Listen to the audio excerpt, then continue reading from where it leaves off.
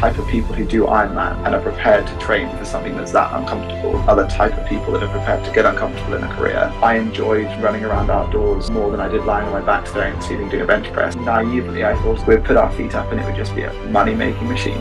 I'm still not as good a runner as I was before we launched the business. My brain always goes to a place where it tells me that all the people I care about are going to die if I don't keep going. I decided at 4 a.m. to run as far as I could, across a few toenails. And looking back, it was super unsustainable, but I think when you're in it, you just go. And every time I get a running injury, it's a good thing. Raising money as a startup is a really frightening and stressful experience. We're really on a mission to make sure that Runna is the global brand that you think of when you want to train for any running goal. Hello everyone and welcome to another episode of the Extrospective podcast. My name is Zach Villeneuve-Snell and today I'm joined by Ben Parker, who is the head coach and co-founder at Runna. And today we're going to chat a little bit about Ben and what events have led him to where he is today. So Ben, for those of you who don't know, who is Ben Parker? I'm a super passionate Ironman athlete, and I've also kind of built a career around fitness at the same time. So I'm kind of now running a running coaching business, coaching people in 136 different countries now, while trying to pursue some kind of balance within my life as well. So trying to find the balance between all of these different aspects and really just striving to be the best version of all the different areas of my life that I can be.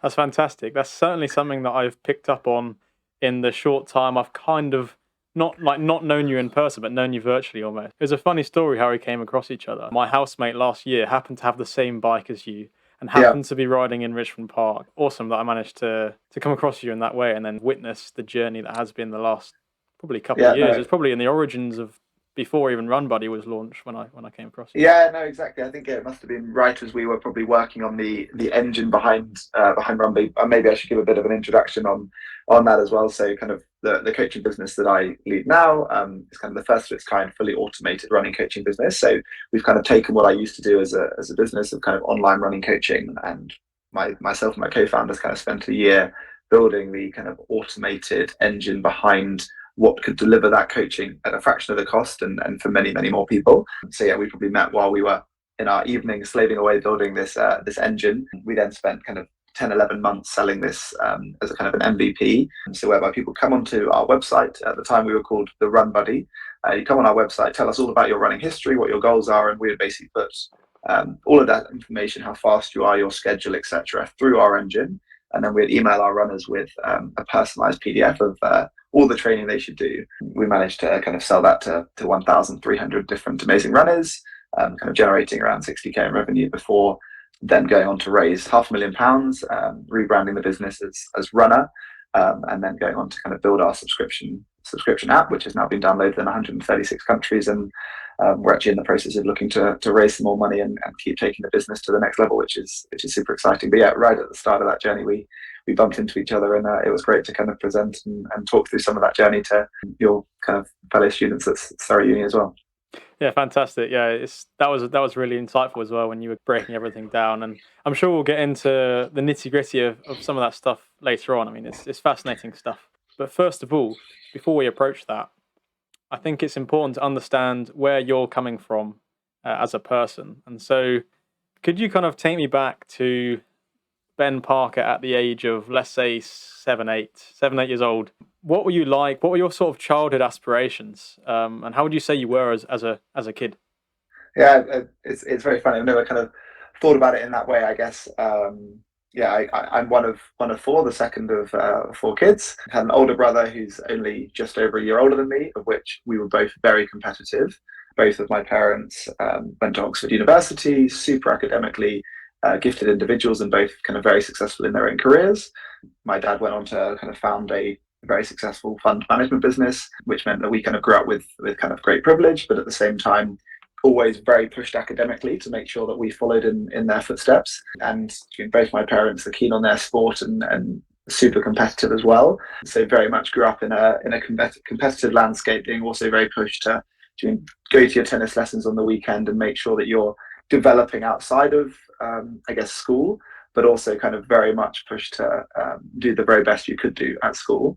I think I very much found school quite easy, and as a result would often kind of rebel and be quite naughty, be quite mischievous, always look for the easiest solution to something, whether that was using Google Translate to translate my Latin homework, or selling sweets at school as a way to kind of break the rules, but also kind of do something slightly productive at the same time. So I was always thinking outside the box and being a bit cheeky on that side of things. But yeah, kind of the undertone was definitely a competitive person, being very much pushed to get the best grades and get the best kind of education and wider education by my parents. You can certainly understand why, if you'd worked to achieve lots in your life, you'd want to encourage your children to do the Oh, same, because you can see the merits completely. of it, right? Yeah, exactly. And also, I guess, kind of like my parents being successful individuals gives them the freedom of choice when doing they're making decisions as to where they live, or the doing the decisions of what they make for their family. And as a result, it gives them that freedom, and that gives them an easier life to some extent. And as a result, they're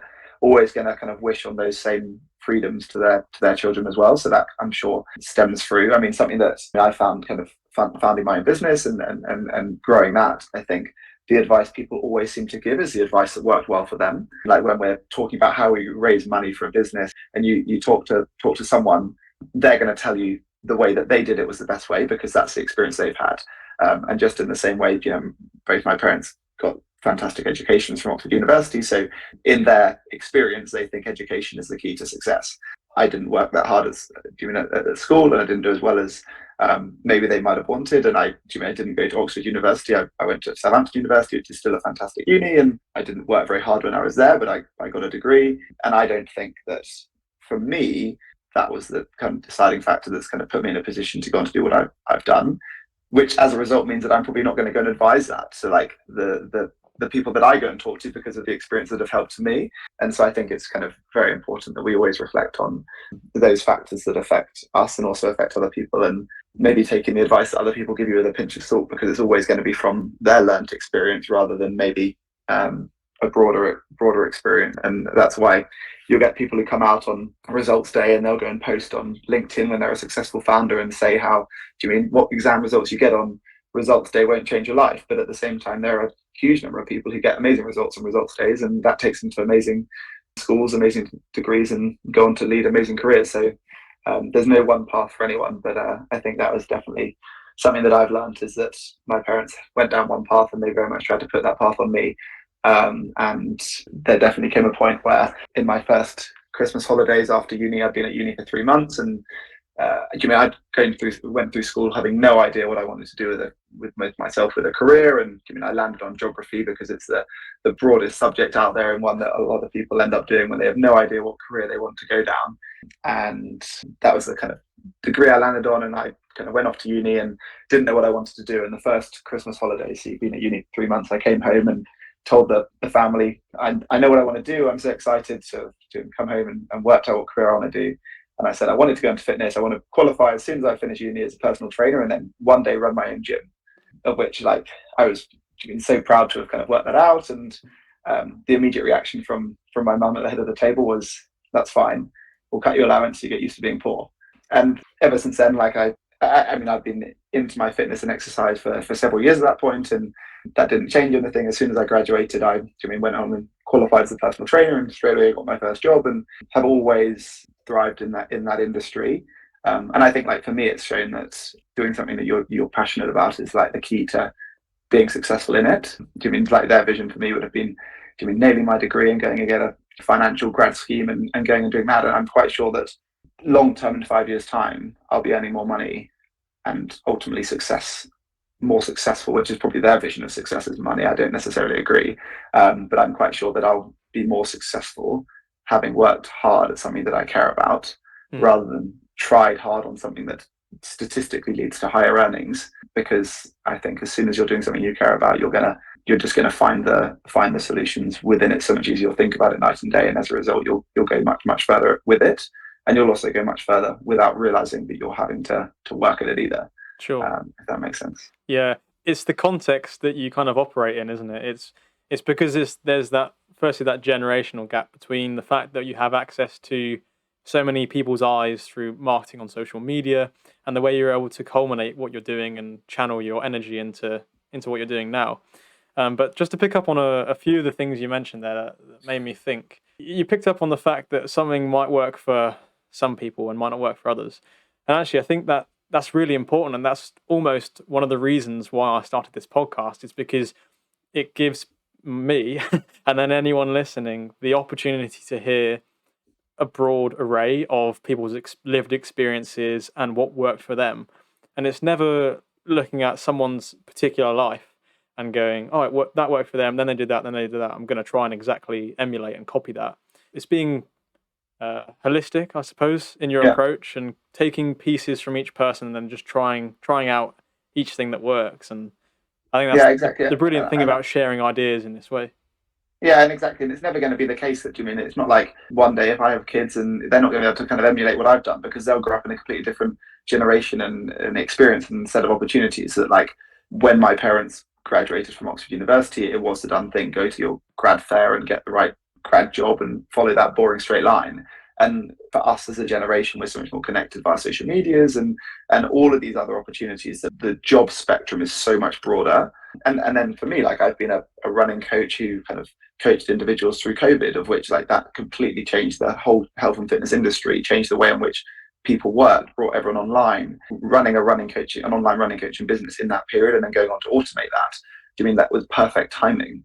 And then at the same time, when you kind of, like, you think about it now, like, the world is so much more interconnected by smartwatches, that, like, there's so much more data out there. So again, you kind of look at someone like myself who's running an automated running coaching business. There's a real sweet spot in time right now whereby everyone's out there tracking their running, everyone's out there kind of tracking their sleep data. They're used to sharing that on social media, on their Strava, for example, and all of that is a perfect sweet spot in time, as well as the kind of booming outdoor fitness industry of runners. People have left the gym and they've gone out running, they've gone out cycling. So in a way, with all these things, there's this hard work, and there's also the luck and the right time to do these things as well. And my parents could have been born today and copied the exact routine they did back then and made the decisions they'd made, and it wouldn't have led to the same level of success or whatever. And it's the same.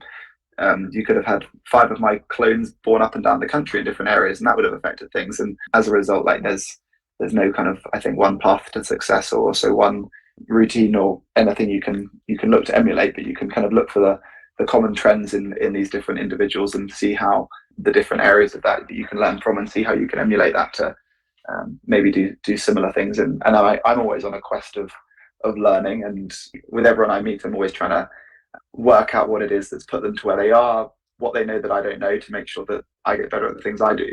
And I think it's very important to recognize that we're not the cleverest people in the room, and that the person you're talking to probably knows a lot more than you do. And obviously this is a podcast, so I'm probably meant to do more of the talking, but in most situations in life, you probably want to try and learn from the other person and use that to make yourself wiser. Because if all you do is keep saying the same things over and over again, you're never going to grow that knowledge and grow your experience, and I guess take that to level up where you're going as well.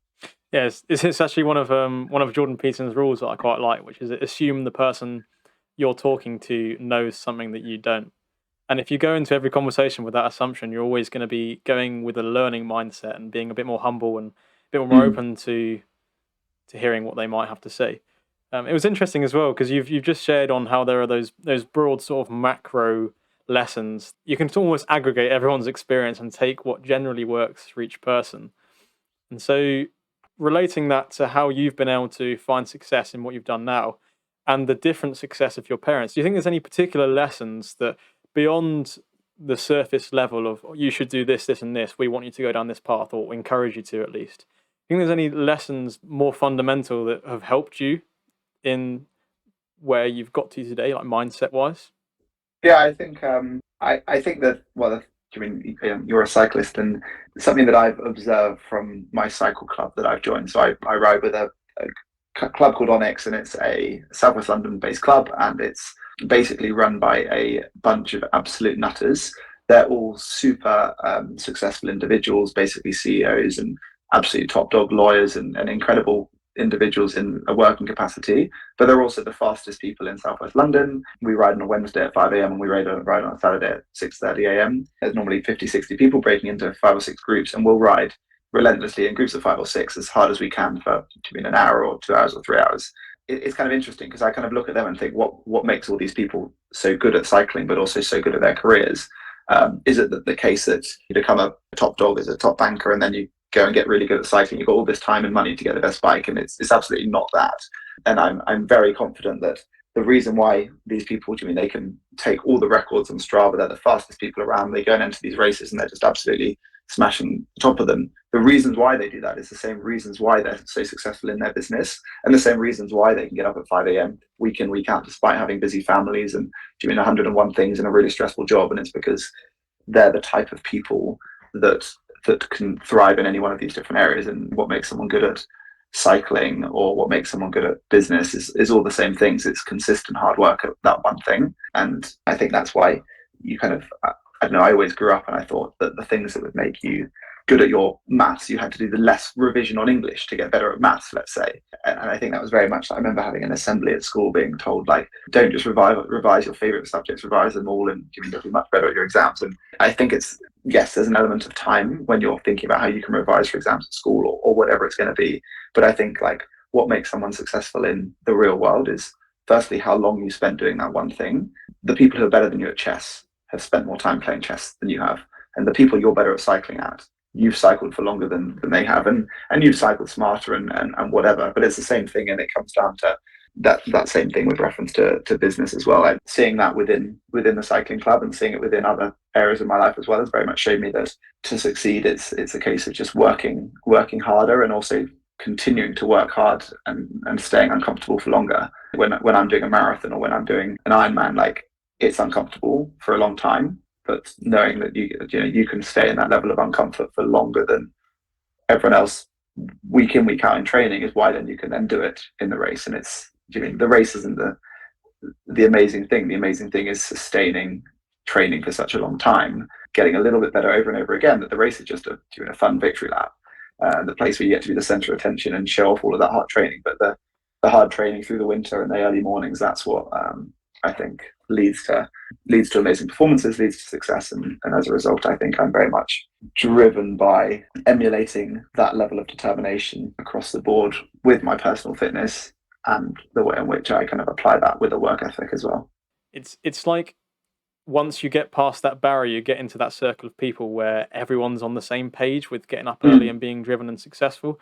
And when you were speaking there, it reminded me, don't misquote, I might be misquoting this, but I think there's something like if you work 10% more hours, you earn 40% more wages. It doesn't even need to be like, it's not like you can suddenly work 100-hour weeks, but if you just stay that little bit longer, work that little bit harder, do the extra rep, the extra 10 minutes in the gym, however you want to apply it. Oh yeah, I mean, the gains are then exponential. Before, I have no doubt that is completely correct. And there's this idea on like social media that like we need to set up barriers with work, and like during 5 o'clock you should be switching off, and that completely agree. I think that's good for our mental health and all of these things. And I get stressed, I work hard, and I definitely don't sleep as much as I'm meant to do when I'm trying to train and doing Runna business, and finding the balance between working hard and grinding and also prioritizing your own health and happiness is a hard balance to find, especially when you're running a startup and pursuing a hobby of fitness that is very time consuming. But I mean, adding to that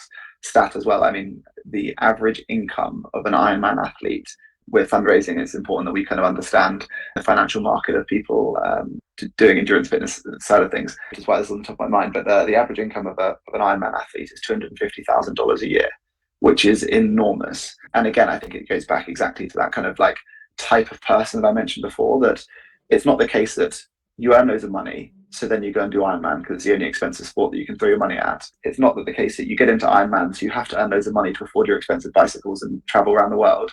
The type of people who do Ironman and are prepared to train for something that's that uncomfortable are the type of people that are prepared to get uncomfortable in a career and climb the ladder and earn a really good income. And I think all of these things point to the same thing, which is that if you work harder than other people, you'll be able to build yourself up a better life potentially. Yeah, you've mentioned it a couple of times, but it's so true, and it's not really something that I'd considered in that way. The way that if someone's successful in one dimension, it's not a coincidence that they're also successful and pursue other aspects of their life. When we grow up in school, like there's always that annoying kid who's like the best at sport and the best at academics and probably quite attractive or whatever, and like quite cool. And like that very much was not me. But it makes sense that the things that are going to make you good in a maths classroom and good at your English lessons are going to make you good at reading a football pitch and communicating with the other players on the pitch. And when you get good at that stuff, people are going to pass you. You're going to get better at the coordination of kicking the ball, and you end up being in the A team. It's like a positive reinforcement Yeah, loop, isn't it? of course it is. And like, you don't want to think about the other end of the spectrum then, but at the same time, it makes sense. It's what occurs from a young age at school, and there's no reason why. I mean, when you meet someone who's better in the career you're in, they're probably going to be better than you at a lot of things. And as a result, when you talk to them, you want to work out what it is that makes them better than you.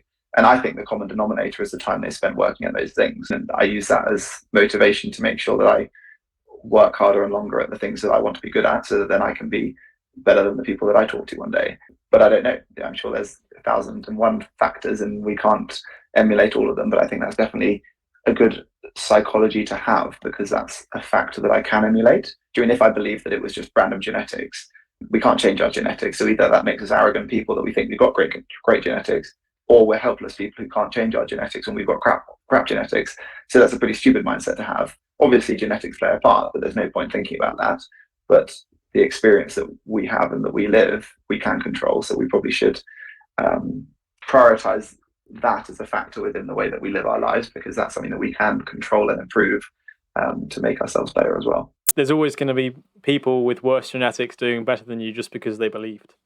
And I think exactly. That's absolutely the mindset you should have. We talked a little bit about the sports and the journeys you've been on, but how was it that you initially came across cycling and later triathlon? And I know you've done a lot of gym as well. When was that? Yeah, so I guess kind of like, I mean, growing up, I always looked up to my dad. Like, he very successful individual and great role model to myself as well. He used to work right by St Paul's Cathedral, and we lived 11 miles away. So he would cycle 6 a.m. to St Paul's Cathedral, do a day's work, and then cycle home all sweaty and like in time for a bedtime story as we were growing up. And that was just what he did. It was normal. When I was kind of 13, 14, I loved my sweets. I'd go to the local Tesco on the way to school and buy some sweets, and I'd end up spending a 20 quid note on a Monday and selling £15 worth of sweets for £25. So then the next morning I could go back and buy some more sweets. And that was who I was. And I'd get the school coach that all the boys from my kind of local town would get to school. I think it was after my first year at secondary school. So when I was kind of 14, Dad suggested that rather than getting the coach to school, I should start cycling. And I thought my dad's quite cool. While he's definitely not cool in any way, like I guess I respected him, and I thought, like, I could do that. I like cycling. I like going for leisurely cycle with my dad, and I didn't love the coach. It was all the cool people would sit together, and I probably wasn't one of them. So it was a way for me to have my own identity, I guess. So it was in the summer holidays. Dad and I kind of did a practice cycle to and from school and showed me the route. That kind of kick-started, I guess, a big chain reaction of fitness from there. So I started cycling to school, and this is when I'm 14, starting to think about girls, want to start to be a bit healthier, look a bit better. And it taught me about endorphins. And I would feel so much more awake at school, even though I would get up a little earlier so I could cycle to school, have a shower, and then be ready for the day school. But I was so much more awake, and almost by accident started to lose that weight that I'd put on as a slightly chubby kid growing up. And at the same time, I then started going to my local gym and going to the kind of the kids' gym classes they had, and kind of you could use the machined weights if you were supervised in a particular hour on a Saturday and Sunday, and 1 hour after school a week basically. And I'd start going to that and cycle to that straight after school, and very much motivated by looking a certain way. I think I kind of, I'm probably now 15 at this point, thinking about going to the gym and wanted to look a certain way to get the respect of girls, given that I wasn't in the popular social groups or anything like that. And again, like, that was probably the motivating factor as to the cause. But then as soon as I started going, it felt fantastic. I would be getting stronger. I'd be learning new movements. And that was so satisfying. I remember on my 16th birthday, which was the day you were allowed to go to the gym outside of these hour supervised kind of slots, basically, and you could have free reign of the gym. And I went on my birthday after school and pretty much went doing 5 or 6 days a week every day for the next year from there, and really started like becoming a really strong fit guy. And like, the cycling was just a mode of transport to get to and from school. It was a nice way to stay lean and make sure that the body was looking the way I wanted it to look, which was the really important thing at that moment in time. And then at the same time, I quite quickly started to get a lot of respect from I was in a boys' school, but from the boys in my year, I was the one who had a six-pack. I was the one who could tense one chest muscle at a time and do that kind of stuff, which I guess started to give me a lot of respect. And I was also now, let's say now I'm 17 and I'm starting to get invited to the parties with the girls' school next door, and they're probably more interested in me than they would have been when I was my kind of chubby, unattractive self at 14. So that very much was a motivating factor and helped me to get into fitness and exercise. And I'd say all the way through uni, the goal was be big, be as strong as I can be, look a certain way. And I did a good job at doing that. I still would attend like circus classes just for a bit of fun. I played sport, and I went on to run the lacrosse club in my final year at uni.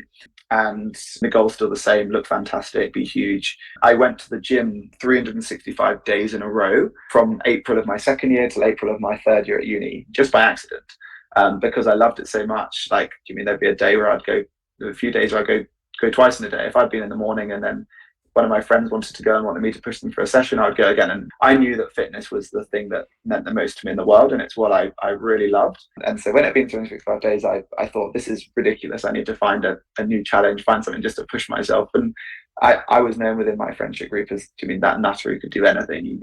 And as a result, I wanted to like prove to myself that I really was that person. So I ran an umbrella thin air, which is 2,500, and I decided to run 2,500 kilometers the year on.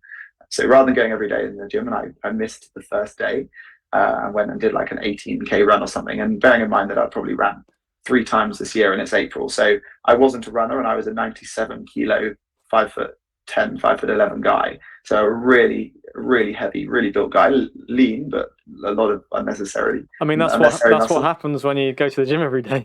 Well, exactly. But so as a result, I set out on this challenge to run 2,500 kilometers, which averages 7K a day for a year. That's a lot of running. Raising money for charity, and then on the final kind of like finish of the challenge, I was also going to do an Ironman for charity. And so it was a huge roller coaster. Taught me a lot about running, and doing a lot of those lessons influenced the way I coach people today. I got shin splints. I did far too much too quickly. I overcame shin splints, and it was highs and lows along that journey. But I completed it, and I also finished by completing an Ironman at the end of that spectrum.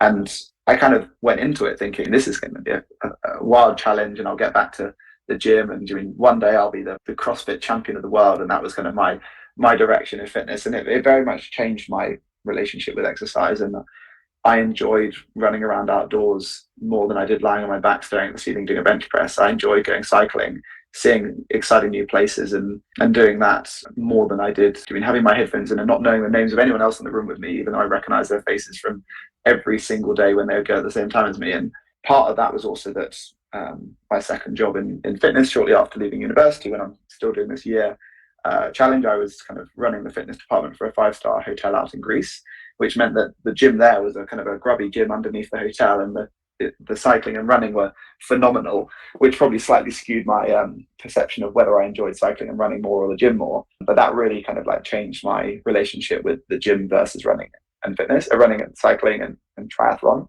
I completed my first Ironman and knew I could do it better.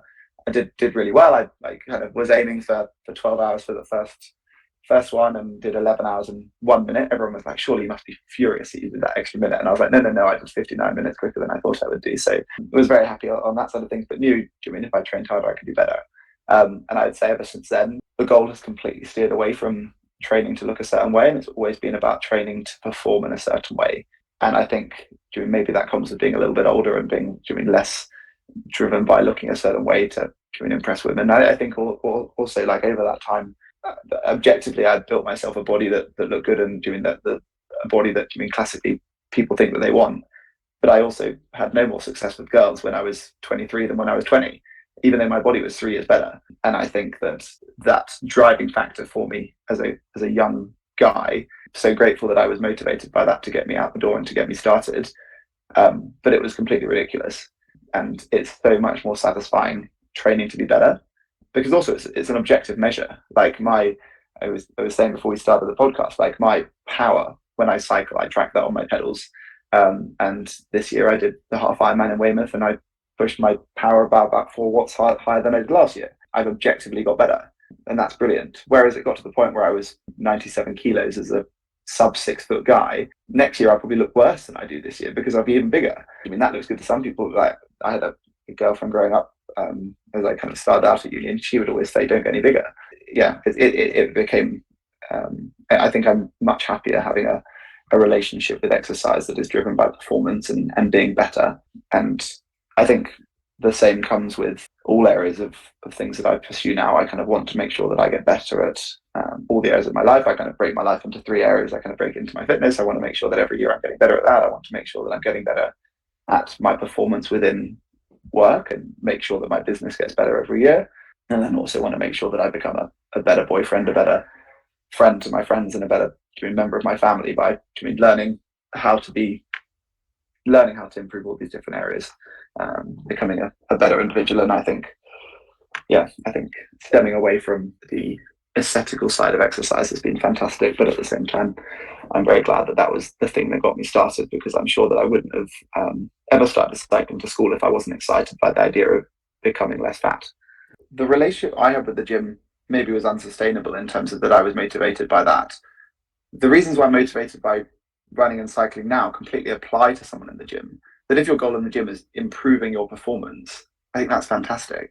And I also still go to the gym from time to time. I make sure that I'm doing good, strong movements to make sure that I'm strong enough to run and do ultra marathons, etc., and reduce my injury risk. And I'm not going to stand at the doors of a gym and turn people away. But I just think it's important that we're motivated with the right reasons. And I think there's thousands of different ways of which we can exercise, and any individual should make sure they do regular exercise every week, and we should find a way to enjoy that.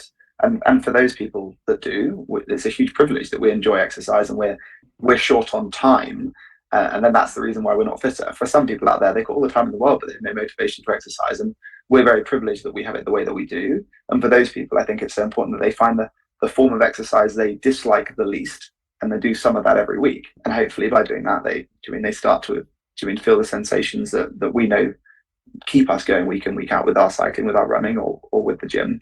And obviously over those years that I was in the gym, I was experiencing endorphins. I was experiencing satisfaction. I was experiencing progress. My bench press was going up from 135 to 140 kilos, and that was so satisfying. I was chasing the next PB, and when I started to spin that to chasing a new PB and running and cycling, because I think it was so pure. It was not a bit about aesthetics and a bit about performance. It was purely about performance. I think it really clicked for me. And I probably just went to the gym almost every day for probably 5 or 6 years. That for me, it was probably a case of mixing it up and finding a new joy and happiness. But I think going to the gym is a fantastic thing to do. And I think it's a great way for anyone to get into exercise, and going to do Zumba classes or whatever it's going to be is fantastic. And we should all find a form of regular exercise that we enjoy. And if we enjoy lots of exercise, lots of forms of exercise, do all of the ones you like. And obviously, if you're training with the goal of being very good at something, then you need to do the tasks that add up to make you really good at that one thing, of which, if that's triathlon, it's going to be cycling, it's going to be swimming, it's going to be running, and it's going to be going to the gym a bit of the time as well. Precisely, yeah. One of the things I kind of picked up on there was, and just thinking about the people who are going to be listening to this, is if you aren't currently going to the gym and you're kind of a young guy or girl, start.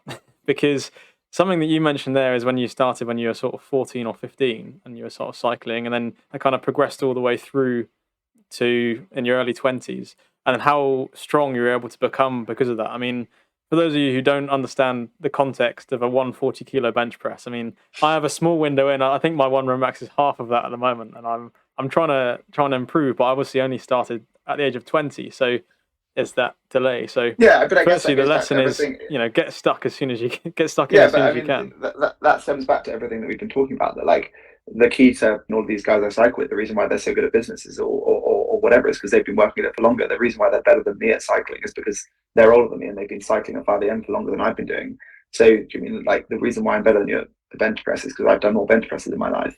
So if being good at lifting weights from your chest is important to you, then do lots of it. And I started at 15, 16, and I got to the point where I was quite good. I was probably the strongest guy at my university, but I was nothing in the grand scheme of things relative to the country and relative to the world. Today, I coincidentally met Matt Fraser, who's kind of 5 times CrossFit champion, and he's much, much stronger than I am, and by 100,000 miles, but he's just spent longer training and smarter than I've done.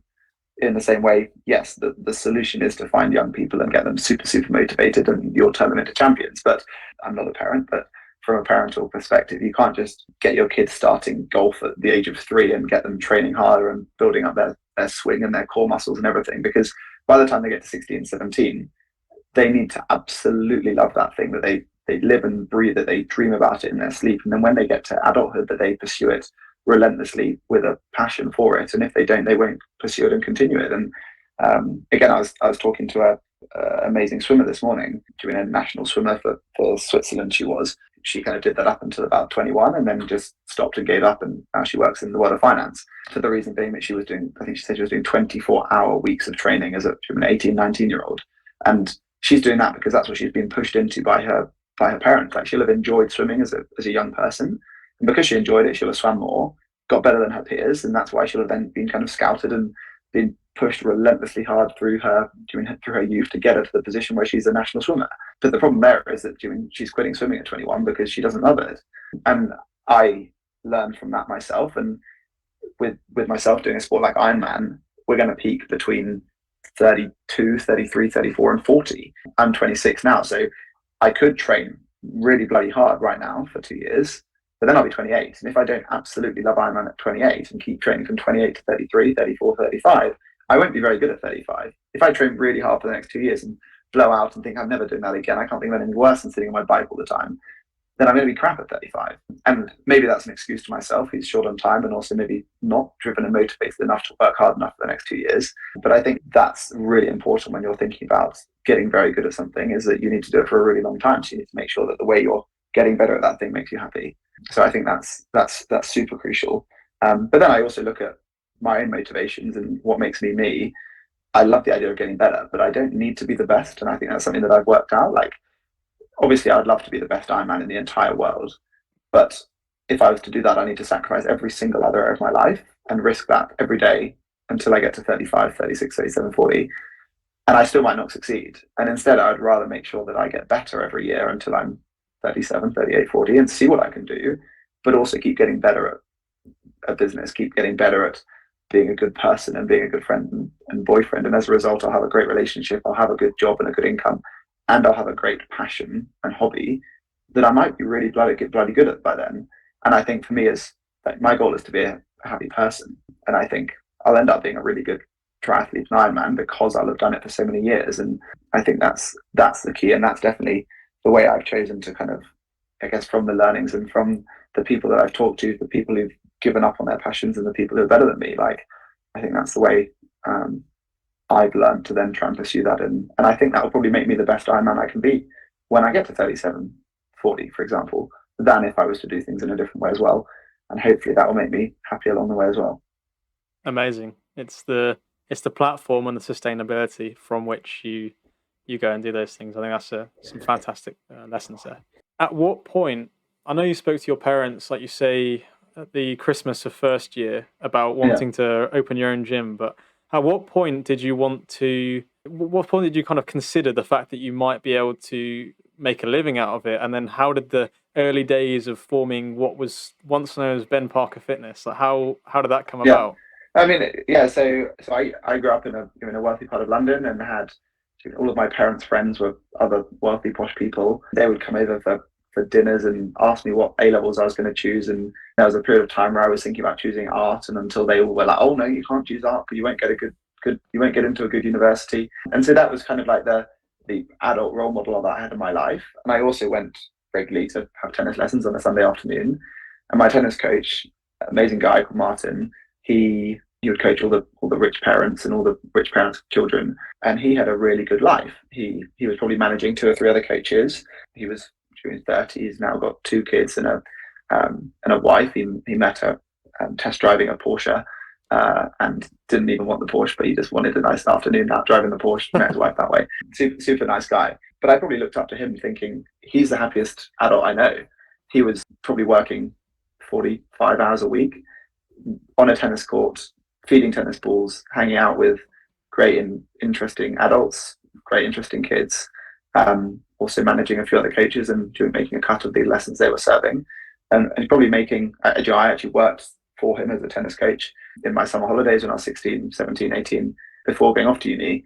And I mean, he wasn't book smart, so sometimes I'd even do the math for him and tell him why he needed to hire another coach who could take in another 15 little 6-year-olds to the tennis camps.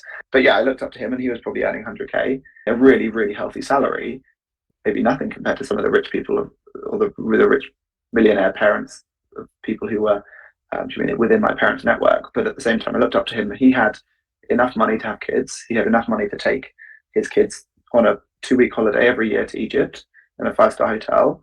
And he drove a car as an individual. Those were kind of like all of the things that I looked up to as a 15-year-old. And I thought, if he can do that, I'm just as smart as he is. There's no reason why I can't. While my parents, or particularly my dad, was a big role model to me, I think Martin at the tennis club was probably a bigger role model to me in terms of the career and life that he had built.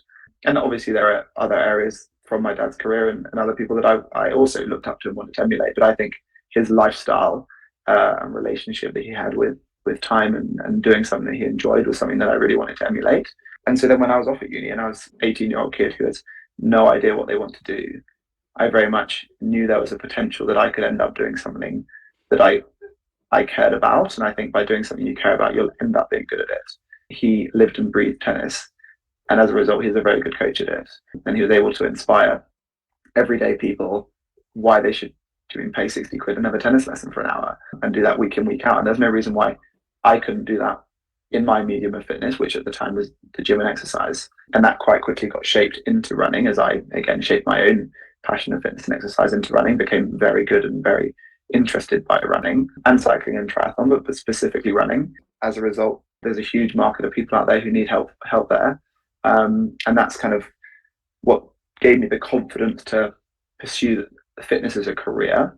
I was growing up through uni watching YouTube videos of all the successful guys on YouTube going to the gym and building their own careers and lifestyles that way. And I someone knew that, like Nick Bear maybe comes to mind. Yeah, I guess for me it was kind of the Christian Guzmans and Steve Cooks and even like Ben Francis founding Gymshark, like amazing individuals. And I think it really like gave me the confidence that like at that time I wanted to run a warehouse gym one day, and that was my goal. And the next step after uni, graduate, qualify as a personal trainer and get my first job. And I got my first job at a small PT studio in Southampton, so I didn't have to move back home and I could stay living independently in Southampton and pursuing fitness there. And funnily enough, the owner of that business was an ex-professional runner, and he could tell that I could run, and I was doing my silly running challenge of 2,500 kilometers, and he got me taking some of his running clients and got to the point where I was able to train with him and we were as fast as one another, which was really quite exciting.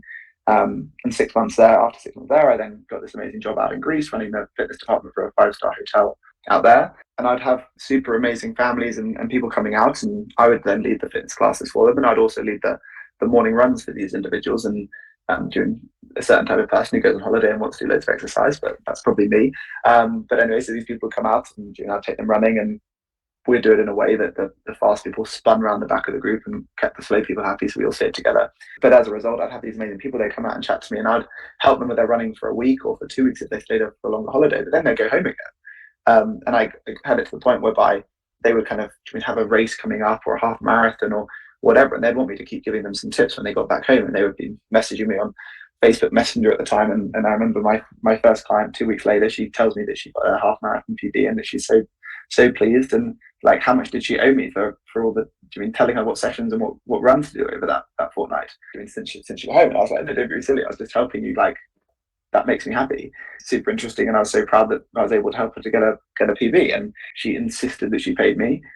So I just said 20 quid and 20 quid for each week, and I think it'd been 4 weeks, so she gave me 80 quid. And then she was like, so what am I doing next week? And I was like, oh, shit, I'm now basically coaching you online, and that was fantastic. And so I did that for her. I had a few other people that did the same thing after staying at the hotel. And then I started telling people that's what I was doing, and more and more people started coming that way. And I was also coaching people at lots of different gyms and kind of group classes that I was doing, having come back from Greece and basically started to build up my own coaching network back in London. And that's what I called Ben Parker Fitness, and built up to the point where I had 40 online clients, coaching them, telling them all the sessions they should be doing, from training for a faster 5K or whether they were training for their first marathon, and even helped a few individuals to do kind of world record ultra marathon challenges, which was super amazing, and learning so much along the way. And one of the guys that I coached for their first marathon, a guy called Dom, I coached him to his first marathon in Athens.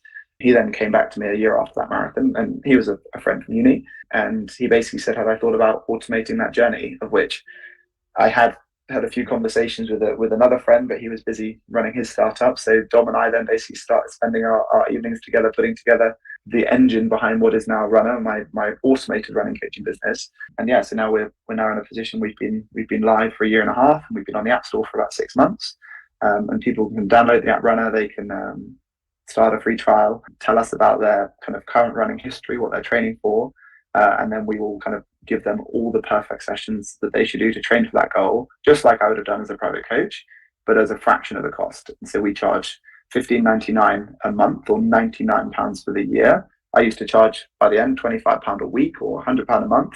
So we're 12 times cheaper than what I used to do privately. When I was doing it privately, I was getting amazing feedback. People were blown away, achieving a great PBs and everything. So it's just so satisfying and so exciting to be able to do that and help so many more people all over the world and at a fraction of the cost as well. And we're only just getting started. We've got kind of a team of 6 people, and we've raised £500,000 of funding back in February, and we're in the process of raising some more money to grow the team. And we're really on a mission to make sure that Runner is the kind of global brand that you think of when you want to train for any running goal. And it's one step of the 1,000 steps it needs to get there to achieve that. But it's definitely super exciting, and it's very funny to be talking about it, looking back at what's taken me to get to where I am now. Because when I was at uni, even then, when I knew I wanted to get into fitness, and that's never changed. It was, I wanted to run a warehouse gym and be huge and help other people get huge. And it's very funny how that's changed so much. But at the same time, I wouldn't change it in any way. Like having the expertise I've got in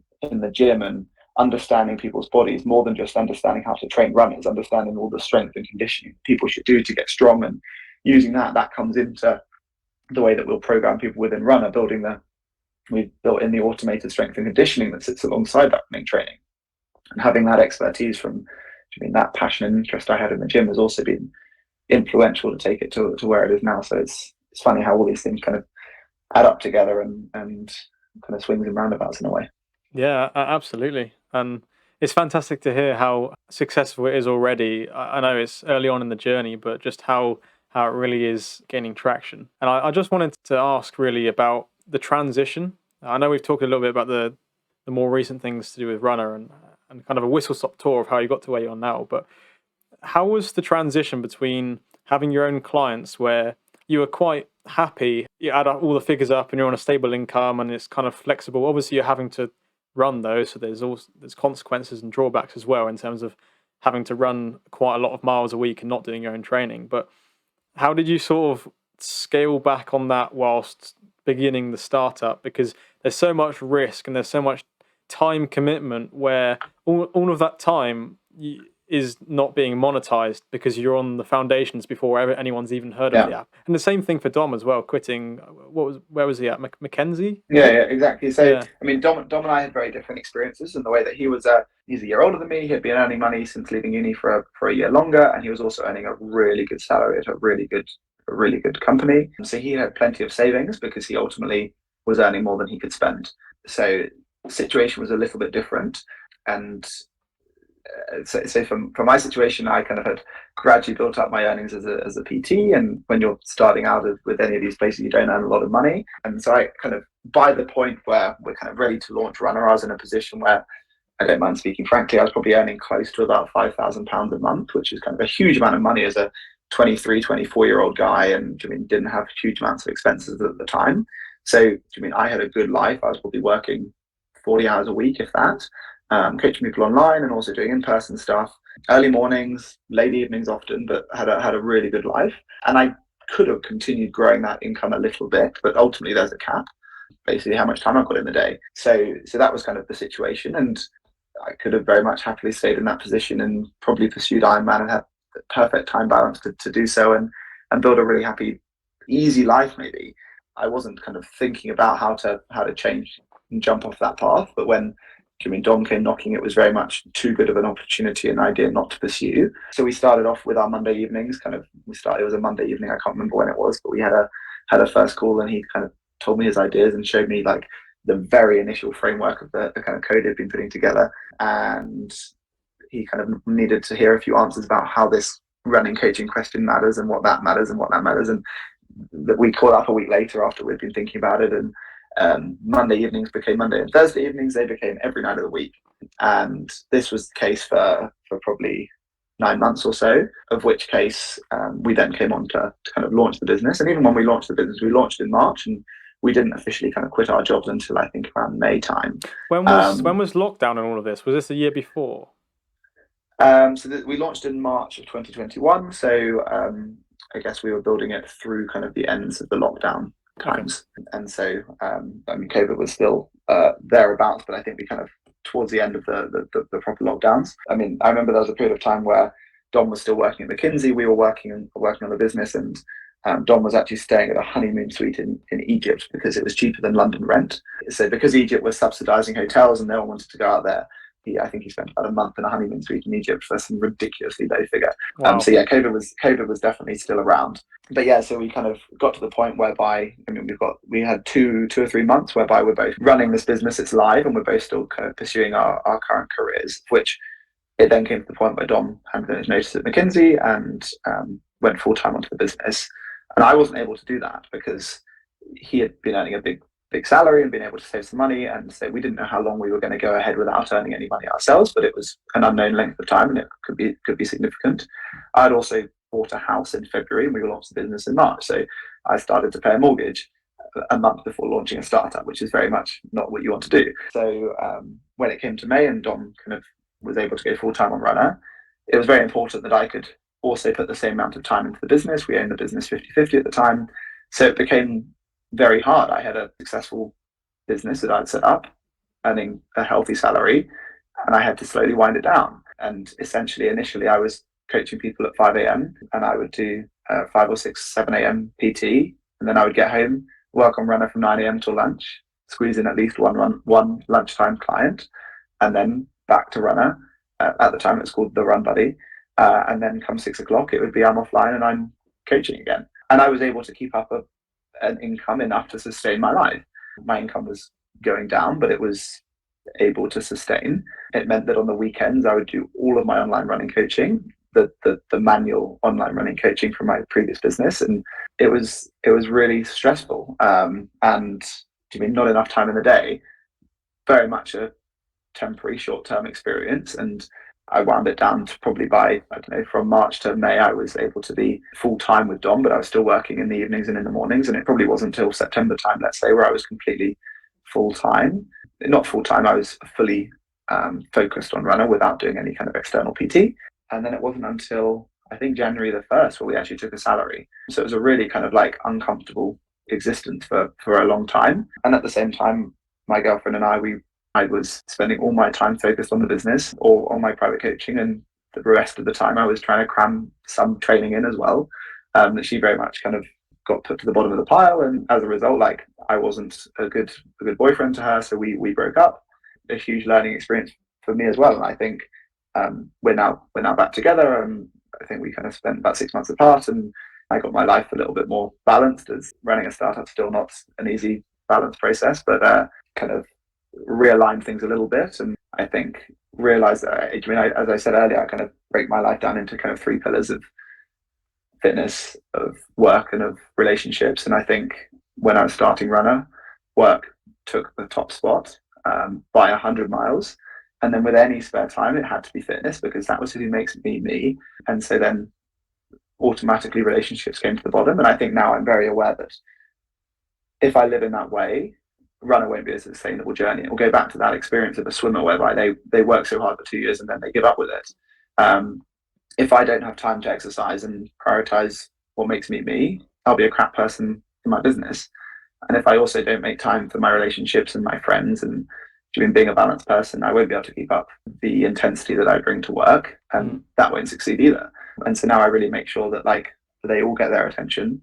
I still spend more time working than I do exercising, and probably more time working than I am awake with my girlfriend or with my friends. But I know how important they all are to me, and as a result, I guess it's taught me about that different level of balance. And raising money as a startup's a really frightening and stressful experience. And if I didn't get to come home to my girlfriend and she helped remind me that there's more to life than that, and that makes it all better and makes it easier to go and kind of work hard the next day at work as well. So it's definitely been a roller coaster, and I think it stems back to that sustainability with anything you pursue, that like that swimmer wouldn't be able to become an amazing swimmer 10 years later if they train too hard for the first 2 years. And for me to make sure that this business succeeds and achieves the goals that we set out for it, I need to make sure that I keep balance in all the areas of my life. And I think I'm better at doing it now, and I'm still not perfect.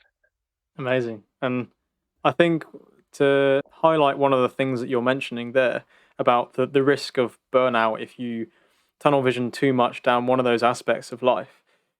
On a more micro level, I kind of want to understand the psychology of where you were at when you were facing all of that uncertainty in the time period where you're scaling back and then you're spending what between September and that January not taking salary at all.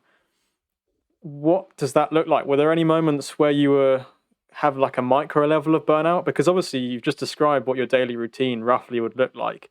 You're pretty much working non-stop from the moment you wake up to when you go to bed. Obviously there's breaks here and there, but you're probably working 60, 70 plus hour weeks. Were there any moments where you kind of faced a bit of a meltdown? Well, I think kind of looking back, it was super unsustainable, but I think when you're in it, you just go.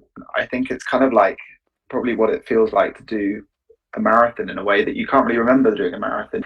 You know you started it and you know you finished it, and then you look back and think, oh wow, I did it. But when you're in it, you don't really look up and think, is this good? I think I very much tell myself that, like, I mean, I'll make a salary one day, then I don't have to do both jobs and my life can be sustainable. And I was very set on that as a goal.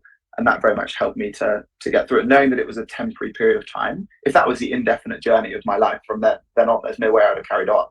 But I think knowing that it was a temporary, unenjoyable compromise to build something amazing meant that it was something that I was able to work through. But I mean, at the same time, I had a food delivery service whereby I'd order my meals for the week and they'd get dropped off at my door every morning. And great company, really good food by Fresh Fitness Foods, and that was a way that I was able to save time, eat really well, and not do any cooking.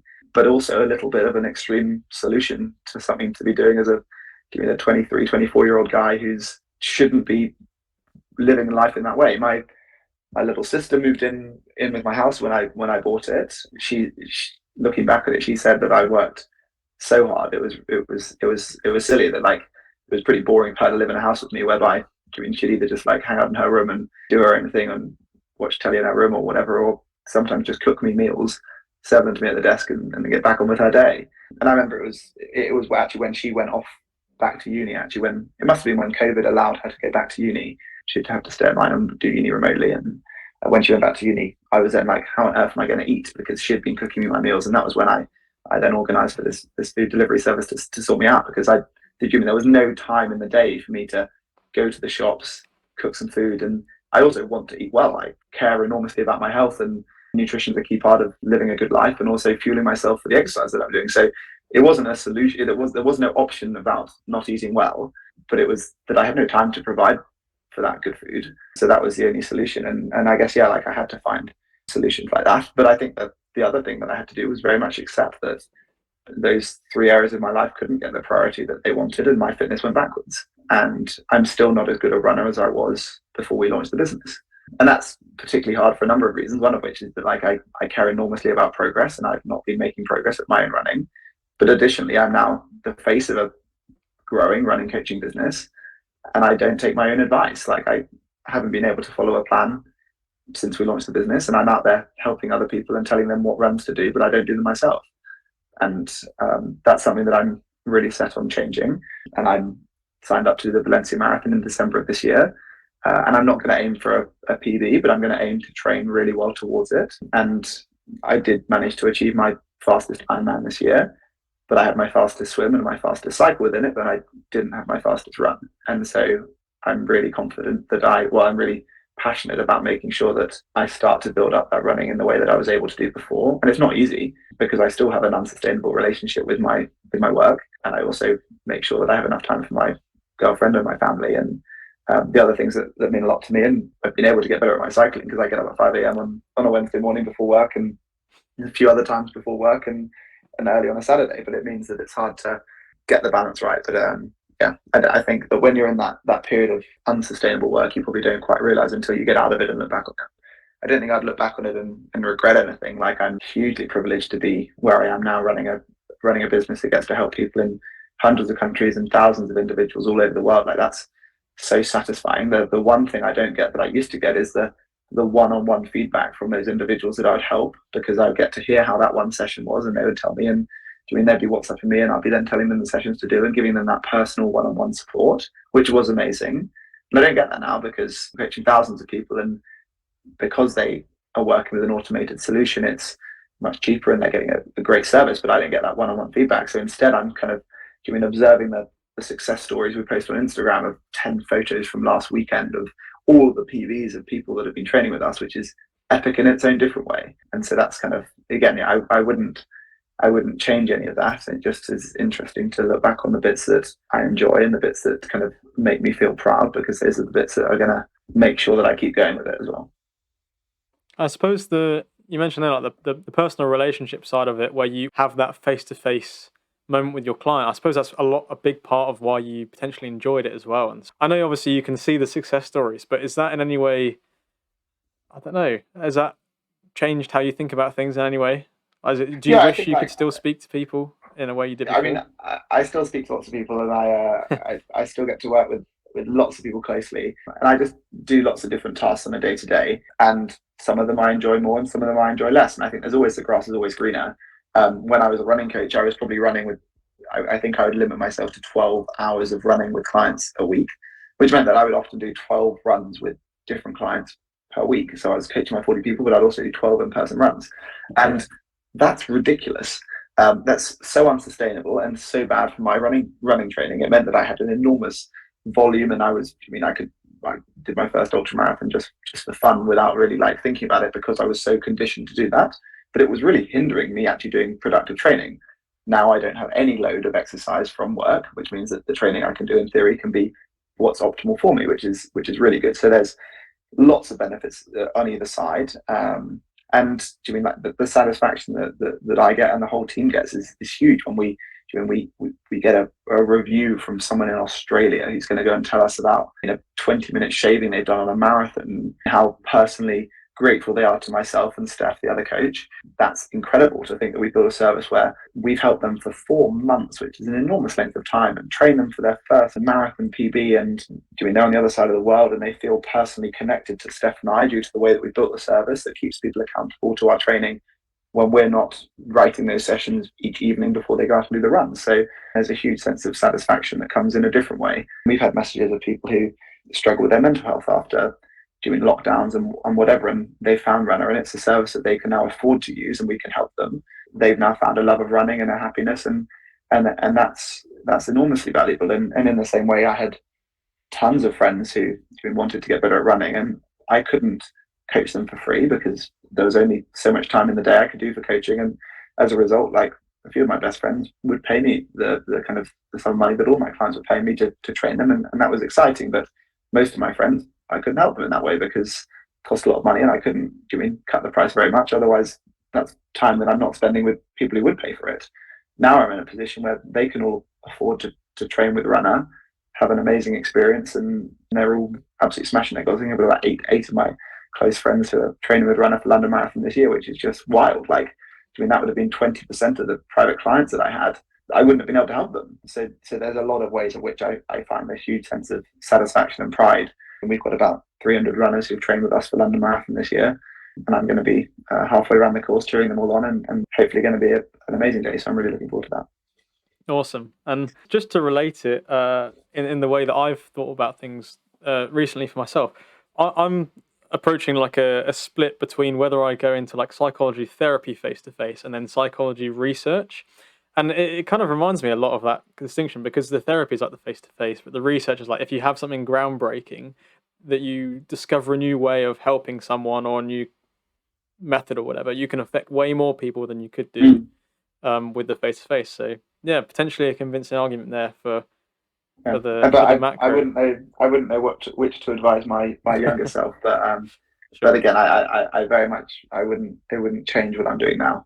Sure. And I also I think I got asked the other day, like, do I have any regrets? And I think it's very silly to ever live a life with regrets and to wish you'd done anything ever differently, because I'm a very optimistic person. I think where I am now in life is fantastic, and I wouldn't ever change one little thing. Even, I mean, I didn't do art as an A level because my parents and my parents' rich snobby friends told me not to. But I wouldn't change that, because if I had done that, it might have led me to somewhere else, and I wouldn't want to be somewhere else, because where I am now is perfectly good enough. I think that's the perspective of gratitude, isn't it? Is, well, whatever's happened, you can say, "Oh, I wish I did that, this, that, or the other." Mm. But actually, if you just look at yourself today and are thankful for where you are, and you can appreciate how certain things that didn't go the way you wanted them to in the moment in the Mm. past, how you can actually reflect in a different way and look back with hindsight and go, actually, I might have been disappointed, but actually, I learned something really important about making Yeah, that decision. I think that's such an important way to think, and I do the same. Every time I get a running injury, it's a good thing, because there was a weakness in my armory. If I go and get a little injury there, it's because that muscle was weak and it was being overloaded, and it now plays up and it hurts, and I now can't run. But by knowing that, I now can get stronger, overcome that, and then I don't have that weakness in my armory. So, I mean, imagine if the business all blows up and is a huge failure. I don't want that to happen. But should that happen, I will learn from it massively, and it will probably have been the best thing that could have ever happened. I very much hope that doesn't happen. I don't think it And will. I'm touching a wooden desk, so things are okay. But yeah, I think with all these things, like whatever happens, you can't change things. You've just got to find a good thing in it and live with it.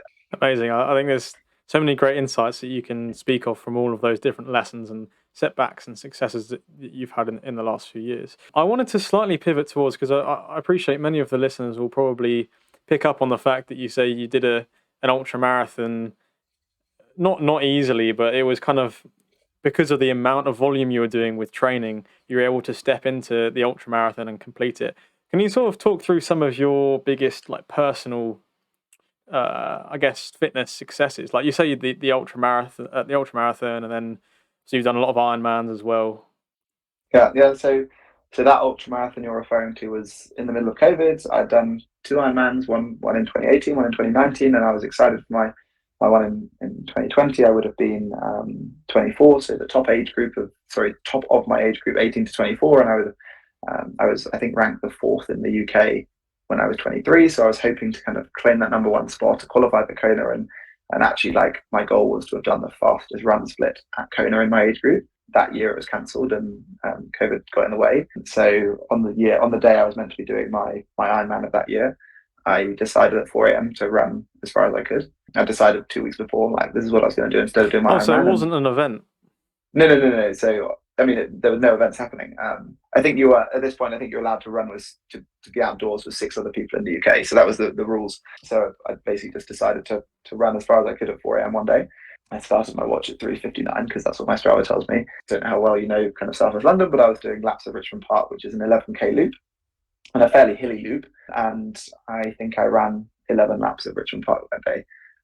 So a really long way. I'd never ran further than a marathon, but I'd coached lots of people to do amazing things, and I'd worked with a lot of people with amazing mindsets, and was very, very confident that there was nothing that set them apart from me. I mean, I was just as mentally strong. Maybe I wasn't as physically conditioned as they were, but set out and just ran laps. I'd parked my car at the gate of one of the parks, one of the gate of the park, and left loads of snacks in it. So whatever snack I fancied, I had it in my car waiting for me. And I had different friends come and join me throughout the day and run a loop. And coincidentally, Dom, who I mentioned, who's my business partner now, he brought his brother along, and his brother did his first ever half marathon that day. And the funny thing was, it was his first ever half marathon. He'd never done, I think, more than like a 10k, and the goal was to do a half marathon. And when he got to the half marathon point, even though he was pretty tired, he knew that he was nowhere near as tired as I was. I was 100k deep at this point. So his brother didn't stop because he thought it was the cop out for him to stop and see me keep going. So Dom's brother Nick did his third lap and then his fourth lap and did his first ever marathon that day, and then he stopped. But it's quite funny because at that moment in time, Dom and I hadn't even discussed the idea of what Runna became. So I mean, Dom's a good friend and someone. He was a part of that crazy day. I think I ran a total of 128 kilometers and lost a few toenails. So that was that was pretty wild. Before then, I'd done two Ironmans. I've now done 6 full Ironmans. I qualified. I did 2 this year, of which in both of them I qualified for Kona, the Hawaiian World Championships. Sadly, I didn't take my place because it's not enough time in the year to go and do that alongside running a startup. So I'm hoping that next year I can manage my time to make sure that I can qualify again and then take the place. I've also in March of this year I actually did an epic ultra marathon in Sri Lanka, run by an amazing company called Ultra X, who we've actually partnered with, and my girlfriend and I, so the girlfriend I got back together with, we did that together. And excitingly, we followed alongside about 10 others. We followed our Run Buddy plans for it. So Run Buddy became Runna, and she went on to win the women's race, which was super cool. And I think my greatest achievement was I came third on the first day, but managed to complete that. So yeah, kind of a few wild and wacky endurance style events under there, and you know, qualified for the half Ironman World Championships for this year, which I've got in 5 weeks, and I've also qualified for them next year, which I qualified for last weekend. So just kind of a barrage of basically ultra marathon bits and bobs, ultra endurance triathletes related things as well, all a long way from what I guess I set out to be, which was a big strong bloke at the start. Yes, it takes something else to be able to. I mean, you mentioned there 100 was it 128k you ran, and Yeah. then all of the Ironman stuff is always grueling and almost more mentally challenging than it is physical, really, on the day, because it's relentlessly, as you mentioned at the beginning of the podcast, staying in suffering and discomfort. And I had a small window in when I did my 500k, and that was 18 hours of cycling. And that, is there not that part of you? Because I'm just conscious of the fact that, like, people listening to this, most, I suppose you'd class them as like normal people. They might run a 5k every now and again, or they might go to the gym. But what's the separation between someone with that sort of mindset and then the mindset of someone who just wants to relentlessly suffer on those long? Well, Like, what do you tell yourself when you're 7 hours into something like that?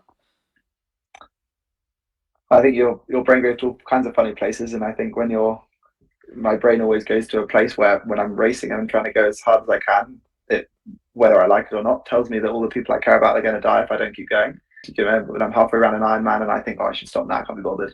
My brain's like, no. My favorite dog from growing up, or my sister, or whoever is going to die. And like, I know that's not true, but at the same time, I make bloody sure I get to the finish line, or they will, in my brain. And I kind of find this quite a helpful thought. But I also have all kinds of other thoughts. I'll think about work. I think about what color I should paint my walls, and what color, what socks I'm going to wear tomorrow. Like, you think about normal things as well. But yeah, I guess like the difference really is that I've trained for longer than these other people, which is why for me Ironman might be what a 5k feels to them. And know people who go out there and do their first 5k and do their first park run, or push themselves as hard as they can for park run, and that is their Ironman. And I think that takes just as much mental resilience as it does me going and doing what I do. I've built my body up over many years to mean that an Ironman is something that I can do. It is bloody uncomfortable, and I don't enjoy it in every single aspect of the word enjoy, but I do enjoy it in some aspects. And it's the same with them. Like, doing a 5k is really uncomfortable. Their body doesn't enjoy moving in that way, and it takes a lot of determination. But they get round and they will tell themselves whatever it is they need to do to make sure they don't stop when they get to the finish. And I don't think it's any different. It's just the case that I've trained for longer, so their 5k might be my Ironman. And it's the same. Like, your 500k cycling might be pretty tough for you, but for other people, doing 30k is just as tough, and it doesn't make you or I any different to them. It's just the case that we've got a different engine underneath us, that we've all still got to find something to motivate us to push ourselves to do something uncomfortable. And I think, like, just like I mentioned at the start, like a huge driving factor for me when I got into exercise was how I looked, and essentially the satisfaction of other people. And I'm aware that that's still a factor today in terms of, something like Strava. Like, I love doing a flames run or a really fast cycle and getting some kudos and When getting you some hit comments. 40, what was it? Like 40k an hour average on the Onyx Yeah, bar. like That was like like absolutely. Like, I love doing a really good cycle or a really good run and putting it on my Strava. Like, and I don't think there's anything wrong with that. I think if that was the only driving factor, that would be a bit problematic. But knowing that that's part of the driving factor is something that's very useful and helps me push me out the door and train harder and make sure I keep pushing those pedals as hard as I can, when I would rather pedal at 39 kilometers an hour. But if I can get to 40 and then get an extra kudos or whatever, like, that's the honest truth. And that's definitely something that motivates me as well. And I don't think there's anything wrong with that. And we should all understand what motivates us and tap into it to get the best out of ourselves as well. awesome. Your answer might change in the future. I mean, it probably will change.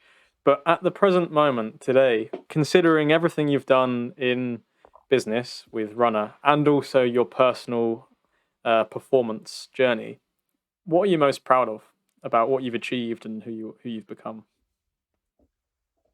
That's a good question to put me on the spot with. It's like picking a favorite son. Like it's like the Yeah, dichotomy. I wouldn't say I'm like most proud of any one achievement. I would say that maybe the thing that I'm proudest of is, I mean, having gone through those ups and downs and talked about that period of unstable or overworking and having a very awful balance within my life. I'm very pleased to be where I am now, where the business is in the best position it's ever been in. I'm back together with my girlfriend, and we had the best relationship we've ever had.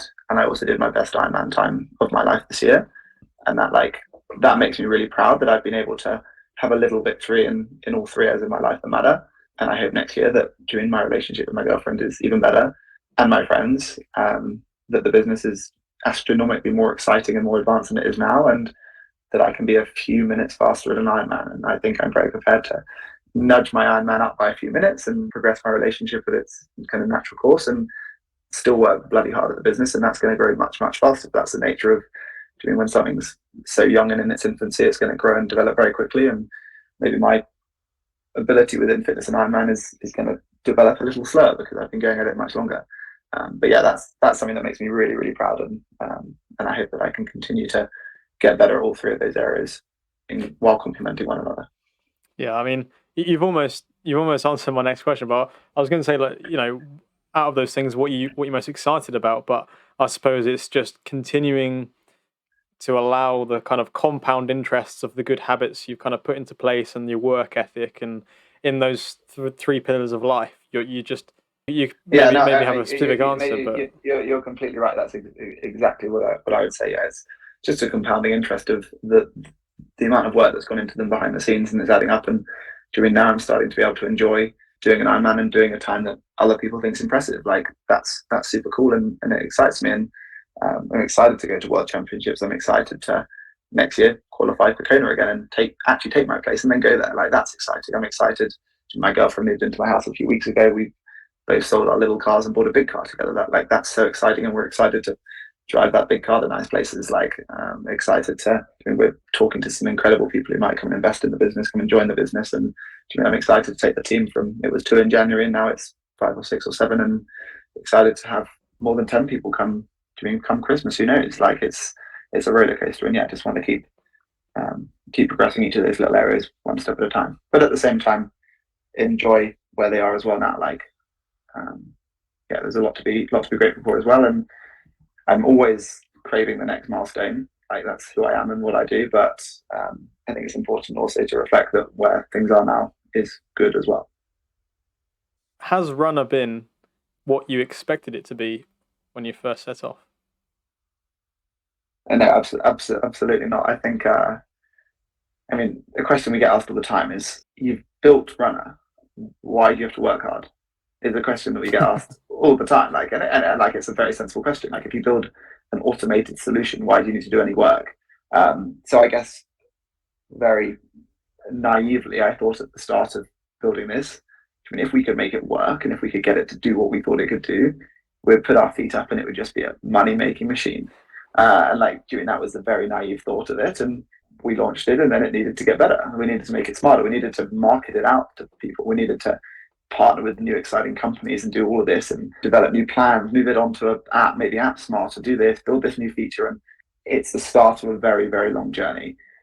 So I think, yeah, naively, I thought it would be an easy, simple process. You build it and then life take care of itself after that. But I think it's got a long way to go. And I think that was just a naive, stupid thought, and probably the lazy kid in me who always looks for the path of least resistance for anything. And maybe if I'd known how hard it would have, actually no, not maybe, I think definitely if I'd known how hard it would be, I'd never have started. But I'm really glad that I didn't know how hard it would be, because I'm glad I did start. Yeah, and I mean that's amazing, and I guess there's lessons that you can only learn once you're doing and once you're experiencing. And one of the things I wanted to very briefly mention was the way that you kind of frame the fact that you potentially were naive and you thought that it would be do all the work, and then once you produced the proof of concept and then launched it, it's like, okay, it's there and it's fine. But the micro adjustments, and that's something that I had a little window into when I was working for Generate, which is an ad tech startup in the last sort of year and a half. And you guys have actually recently partnered with them. I no longer work for them now, but yeah, can you tell me a bit more about how you came across them?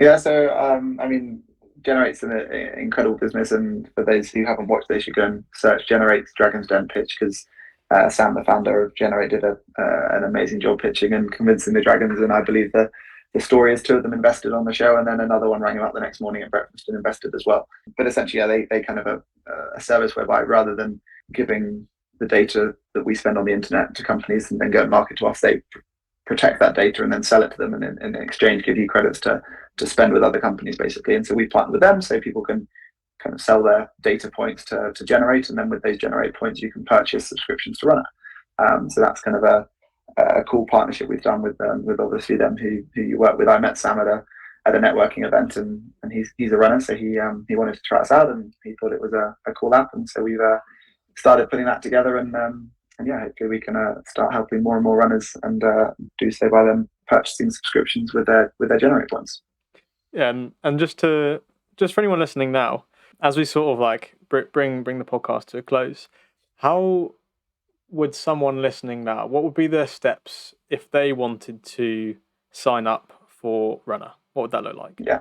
So, I mean, you can find us on Instagram, check us out, and it's runner_coach at the moment. Just head to the App Store, download the app, and you'll be asked all about kind of your running journey, how far, kind of your level of ability of running, how fast you are, and how many times a week you want to be training, what days of the week you want your sessions to be put on, what your goal is, whether that's a marathon or you just want to maintain your running ability, you want to get fit, you want to train for an ultra marathon. With all of this, you can also tell us about your strength and conditioning experience, the equipment you've got in the gym, or whether you're going to be doing strength at home, and we'll build all of this into providing you with the perfect plan to take you towards your goals, basically. And so if you download the app, you'll get a 1 week free trial, try it out, and then after that, it's a $15.99 per month subscription, or £99 for the year, which is 12 times cheaper than it used to be to train with me privately. So it's really exciting. But also, any questions, feel free to also just get in touch and ask me on Instagram. I'm Ben Parker Fitness as well. Awesome. Well, thank you very much for being so kind with your time. I know how busy it can be at the stage of life and setting things up as you are now, and ruthlessly training for triathlon. But I think it's been fantastic to talk to you. It's been very insightful, and I hope that everyone else has enjoyed this as much as I have. Oh, well, thank you very much. It's also insightful to me to kind of dive into my brain and work out what makes me where I am, and hopefully use that to keep pushing and making myself the best I can be. But no, thank you very much, and really exciting conversation. Thanks everyone for listening. My name has been Zach Villeneuve-Snell, and I'll see you next time.